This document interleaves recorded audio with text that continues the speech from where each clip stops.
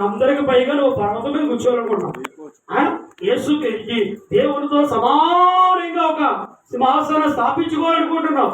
ఏ నక్షత్రం ఇప్పుడు నువ్వు చెప్పండి? సమానంగా అంటే బహుశా నువ్వు కూర్చుంటేది కానీ యేసుప్రభు పుట్టలేదు. ఆ నక్షత్రం ఒప్పుకోదు. ఏ రోజులు ఎక్కడు? ఏ రోజు ఏం చెప్తాడు? యేసుప్రభు చంపేలా చెప్తాడు కదా.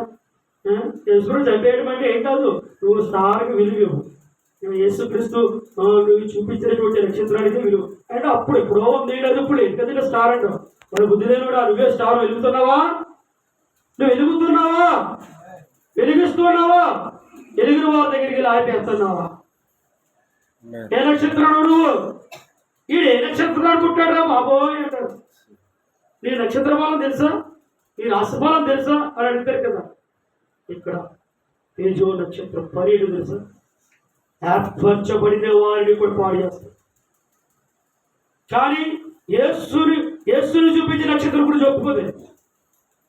యేసుని గురించి చూపించిన నక్షత్రం గురించి ఒప్పుకోదు. ఎందుకో తెలుసా? ఏర్పరచబడిన వారిని కూడా మోసం చేసే ఈ తేజో నక్షత్రం యొక్క పని. అదే నిరంతరము ఏగే నక్షత్రాలు చేసే పని తెలుసా? అనేకులను యేసు వైపుకు తిప్పడానికి నానా విధమైన శ్రమ పడి, అనేకులంటే లోకములు యేసు తెలియని వ్యక్తి, తెలిసినోడు కాదు, తెలియని వ్యక్తుల దగ్గరికి వెళ్తే చేరనేవాళ్ళు నాకు తెలిసిన వరకు. నేను ప్రార్థన చేసేవాడు, ప్రభు ఎలాంటి ప్రజలకు సేవ చేయాలి, ఎలాంటి ప్రజలు నేను మా ప్రభువు దగ్గర నేర్పించాలంటే ఆ దర్శనములో ఆ ప్రార్థనలో 2 times వాక్యంతో మాట్లాడాడు దేవుడు. మన క్యాలెండర్ మీద పైన ఉంటుంది అన్నమాట. పేదలకు సువార్త ప్రకటించటకై నేను నిన్ను ఏర్పాటు చేసుకున్నాను, నా ఆత్మ నీ మీద ఉంచి ఉన్నాను. శరీరంలో ఉన్న వారి నిమిత్తం, బంధింపబడిన వారి నిమిత్తం, వారిని విడుదల చేయటకై నిన్ను ఏర్పాటు చేసుకున్నానని యెషయా గ్రంథం ద్వారా లోక సువార్త 4:18 ద్వారా మాట్లాడినప్పుడు ఒక్కసారి మాట్లాడితే నాకు అర్థం కాలే. రెండోసారి మళ్ళా ప్రార్థన చేస్తే రెండోసారి యెషయా గ్రంథంలో మాట్లాడాడు. అప్పుడు అర్థమైంది, దేవుడు ఒక్కసారి మాట్లాడతాడు, 2 సార్లు మాట్లాడతాడు. ఆ మాట తీసుకున్నాను.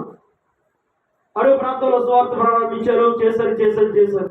అక్కడి నుంచి ఇక్కడికి వచ్చి పడ్డారు.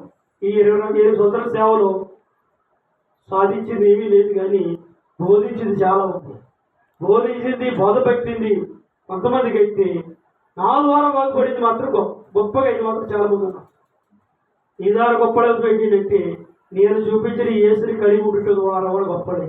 దేవుడు స్తోత్రం కలిగిన హల్లెలూయా. నేను కలిగిన యేసుని చూపించడం ద్వారా వాడు గొప్పవాడయ్యాడు. ఆ గొప్ప తత్వం వచ్చింది దేవుడి. కాబట్టి ప్రియమైన దేవుని బిడ్డలారా, ఈ హేరోదు యొక్క జీవితంలో చాలా మార్పు మాత్రం వారికి రాలేదు. దేవుని స్తోత్రం కలుగుతున్నాక భూమి మీద ఎంతైనా సంపాదించుకుంటాడు, కానీ యేసు ప్రభు నాకు అక్కర్లేదండి. అందుకనే ఏమన్నాడు తెలుసా? నీకు పరలోక రాజ్యం కావాలంటే ఏం చేయాలి తెలుసా? నీ కొడతంతా కూడా అమ్మేసి ఏం చేయాలి? పేదలకు ఇమ్మంటాడు. నేను ఆ పని చేయలేదు అన్నాడు. ధనవంతులు ఏం చేయలేదు, నేను మాత్రం పని చేయలేదు. నేను ఆ పని చేయలేదు. ఏ పని చేస్తాడు? ఏ పని చేస్తాడంటే ఆయన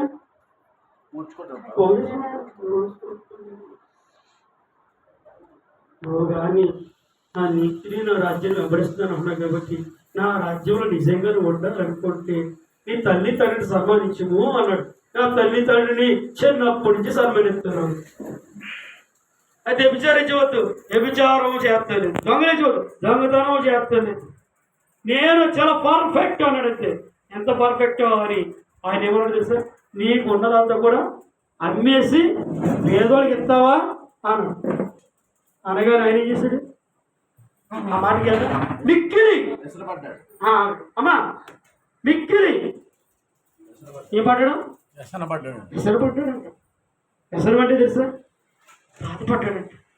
ఈ బాబు నా గురించి చెప్తున్నాడు అంటే అర్థం యేసు ప్రభు ఆయన్ని బాధ పెట్టేశాడు. అవి బాధతోటి చాలా ఎసరపడ్డాడంట. ఎసరపడితే ఏం కోల్పోయాడు? ఎసరపడి ఏం కోల్పోయాడు? పరలోకం కోల్పోయాడా? అండి దేవుడు రాజ్యాన్ని కోల్పోయాడా? లేకపోతే ఏమన్నా డబ్బుతో ఏమన్నా అక్కడ కొనుక్కోగలదుడా? పనలేడు. డబ్బుతో దేవుని రాజ్యాన్ని ఎవడు కొనలేడు. దేంతో కొంటాడు తెలుసా? ఆత్మతో పశ్చాత్తాపం, శరీరముతో పవిత్రత, నీతి, ప్రభు కొరకు బ్రతకాలనేటువంటి ఆసక్తి వారిని పరలోక రాజ్యాన్ని నడిపిస్తుంది. వారిని పరలోక రాజ్యాన్ని నడిపిస్తుంది. అంతే.